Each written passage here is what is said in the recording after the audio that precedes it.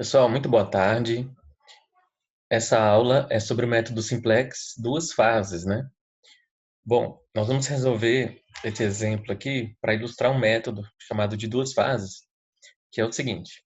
Bom, maximize a função z igual a x1 mais x2 mais x3, onde nós temos as restrições x1 mais 2x2 mais 3x3 menor ou igual a 9, x1 mais 6x2 mais x3 maior ou igual a 3, 4x1 mais x2 mais x3 igual a 5, x1 e x2 maiores ou iguais a zero são as restrições de não negatividade.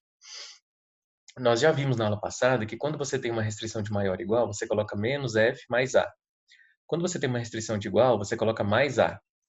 Nesse método aqui, também a gente vai colocar o menos f mais a aqui e o mais a aqui. Porém, nós não vamos usar o m grande, que nós colocaríamos aqui menos m1 a 1, menos m2 a 2, né, para cada variável artificial que se acrescenta aqui. Mas agora, nesse método de duas fases, a gente não faz isso. A gente só acrescenta as variáveis aqui de folga. Aqui, mais F1, como sempre, né? Então, vamos lá. Então, na função que eu quero maximizar, eu levo todo mundo para o primeiro membro, então fica z menos x1 menos x2 menos x3. Acrescento as variáveis de folga e as artificiais, então aqui fica mais F1, como sempre. Na outra, menos F2 mais A1, está aqui. E nessa aqui, mais A2, está aqui. Só que nesse método de duas fases, a gente não coloca o mais M. O que a gente faz? A gente isola o A1 e o A2, onde tem as variáveis artificiais, né, ou auxiliares, a gente isola elas. Então, vamos lá, vamos isolar primeiro a variável A1. Então, o menos x, o x1 passa negativo, o 6x2 passa negativo, o x3 passa negativo, o f2 passa positivo, né? E o 3 já estava aqui.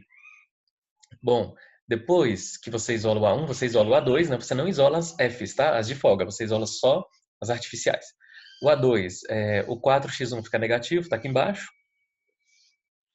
O x2 passa negativo, está aqui embaixo. O x3 passa negativo, está aqui embaixo.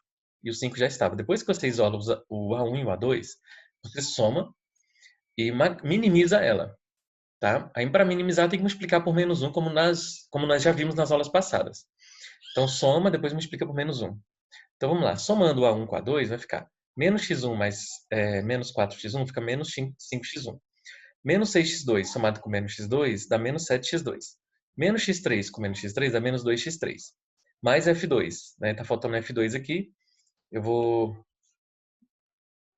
até continuar aqui nessa apostila que tá com f2 ali certinho.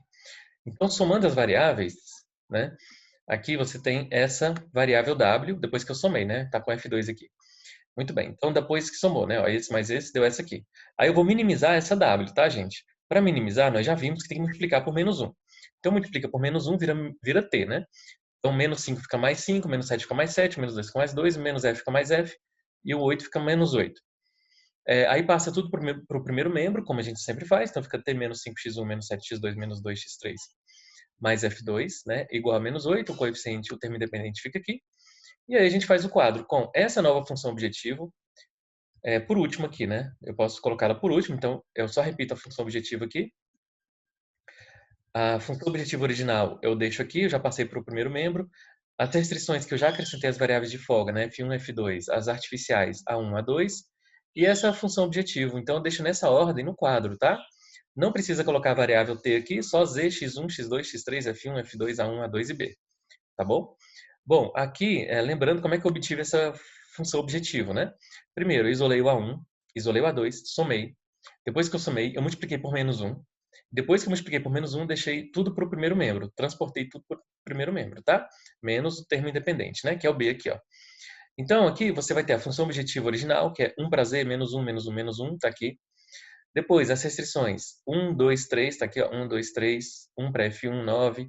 Depois, 1, 6, 1, menos 1. 1, 6, 1, menos 1. 1, 3, né? 1 para 1. Depois, 4, 1, 1, 1, 5. 4, 1, 1, 1 para 2 e o 5. E a nova função, né? O t não aparece, então fica 0 para z. Menos 5 para x1, menos 7 para x2, menos 2 para x3, né? 1 para f2 está aqui e o menos 8. Então, feito isso, as duas fases são as seguintes. A primeira fase, você começa a desenvolver aqui o método simplex, como sempre, porém, não tomando por referência a função objetivo, mas tomando por referência a função objetivo nova, né? A função t. Então, aqui que você vai pegar o menor negativo entre as variáveis, né? Só entre as variáveis aqui, tá? Entre x1, x2, x3, né? O termo independente não é variável, tá? Então, entre as variáveis, você toma o menor negativo para ser a coluna pivô, que é menos 7. E aí, normalmente, você continua. Então, nas restrições, agora você vai fazer as divisões, e aquelas divisões, né, que deram, aquela divisão que dá o menor positivo, você pega como linha pivô. Tá aqui. Aí divide todo mundo essa linha por 6 para deixar igual a 1 e zera os demais elementos da coluna. Tá aqui a divisão, deu 1. Zerando os demais elementos da coluna, né? Então multiplica essa linha por 1, soma com essa, multiplica essa linha por menos 2, soma com essa, multiplica essa linha por menos 1, soma com essa. E aí você zerou, então de novo você toma por referência essa linha de baixo, pega o menor negativo, tá aqui, coluna pivô, faz as divisões que tem que fazer, pega o menor positivo, entre as restrições, você pega a menor divisão positiva, acha, né, essa linha pivô, divide essa linha por 3,83 para transformar em 1, zera os demais elementos, continua. Se ainda tiver negativo aqui embaixo, ainda tem negativo, então pega esse negativo, é a coluna pivô, acha a linha pivô, transforma o elemento pivô em número 1 e zera os demais elementos. Quando você aqui não tem mais negativos, acabou a primeira fase, porque o método chama duas fases. Você vai para a segunda fase, começando agora, eliminando essa linha. Então, vou eliminar essa linha, está aqui embaixo. Ó, e continua agora com a função objetiva original, para acabar o problema. Aí você termina a segunda fase, termina o problema, tá? Então, aqui você pega o menor negativo e desenvolve, faz os quadros, tudo de novo, como a gente sempre fez no método simplex. Como aqui não tem negativo, nesse exemplo particular, né, uma segunda fase nem teve, né? Então, beleza. Aí daqui você já tem a resposta, então, tá beleza? O x1 é o 0,14, o x2 é o 4,43, x3 é 0, o f1 é 0, o f2 é 23,71 e o z é 4,57. Observação importante. Esse exercício foi um exercício de maximização. Se fosse um exercício de minimização, a gente faria como a gente fez nas outras aulas. A gente multiplica, né, a função objetiva por menos 1 e resolve do mesmo jeito que está aqui. Então, se fosse minimização, multiplicaria aqui por menos 1. Ao transportar os termos, alguns sinais iriam mudar aqui, mas aí você faz do mesmo jeito, as duas fases, beleza? Isola o A1, isola o A2, soma, multiplica por menos 1, depois leva para o primeiro membro. Aí monta o quadro com a função objetivo original, monta o quadro com a função objetivo nova, toma por referência a nova função objetivo, desenvolve, tomando por base a nova função objetivo, até que a última linha não tenha valores negativos. Quando você perceber que na última linha não tem valores negativos, você apaga essa última linha, né? Já fazendo um resumo aqui da ópera, você apaga essa última linha e olha para a primeira linha e começa a resolver a segunda fase, que é tomando por base a primeira linha, o menor negativo, se assim houver, até que aqui não tenha mais negativos, beleza? Então é isso por hoje, até a próxima, bons estudos!